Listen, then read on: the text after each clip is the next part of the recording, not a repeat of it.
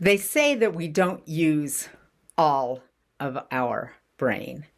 And it kind of feels like that might be true, but I don't know how you test it and find out. But we can do few little things with ourselves to find out, is there a more vast capability in our brain than we normally use? It kind of makes sense because in our particular culture, we think we're so civilized. We mostly train the critical part of our brain. School teaches us that. I mean, even when we're very young, we get toys that teach us how to, use critical parts of our brain. And we have tests, IQ tests, to see how good we're doing with that. Is there more capacity available to us? So let's try a little experiment. It's one of my funnest experiments I like to do in non-duality studies, is let's think about nothing. And I don't mean don't think about anything. Like, I'm not talking about stop thoughts. That usually can't be done. Instead, I want to actually think about nothing, about actually the idea of zero. What's it like to have nothing? This is the Zen koan one. What's the sound of one hand clapping? That's exactly what you're trying to do, is you're trying to expand your mind from your habitual need to think about something, and instead think about actual nothing.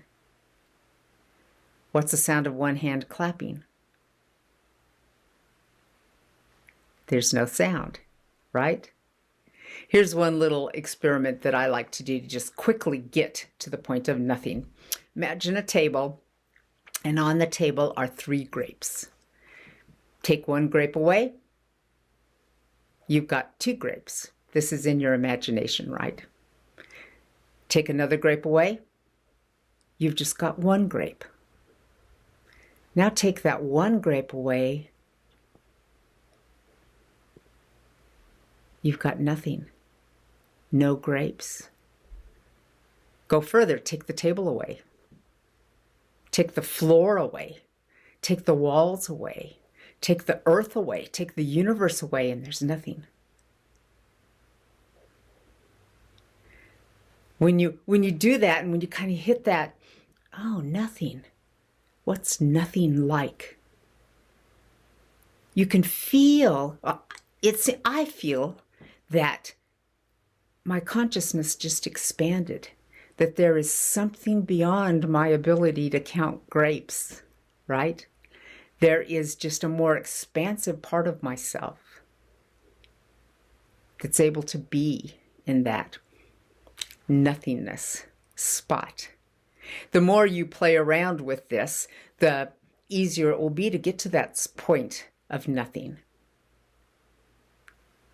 And then see things from that angle.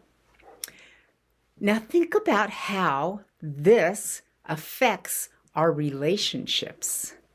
When you read the native wisdom keepers that I have lists of books on my website. When you read about the native worldview, you'll find out that it's all about relationships. And they talk about how vastly interconnected and complex any kind of relationship is, because I have a relationship with you, you have a relationship with me, and with all of our friends, and with the plants and the trees and the airs, then the birds. Like, relationships are vastly complex. The urge of our critical mind, the part of our brain that's being taught most, the urge of that is to take things and simplify it so we can put it in order and understand it. But the world really can't be simplified like that. It's a vast, interconnected place.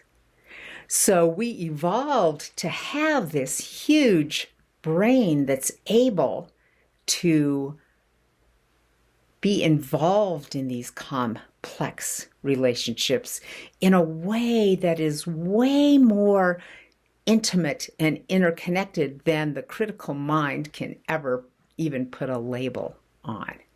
So now go back to that place of nothing and just let the complexity of everything, without any labels, just kind of float through that level of consciousness.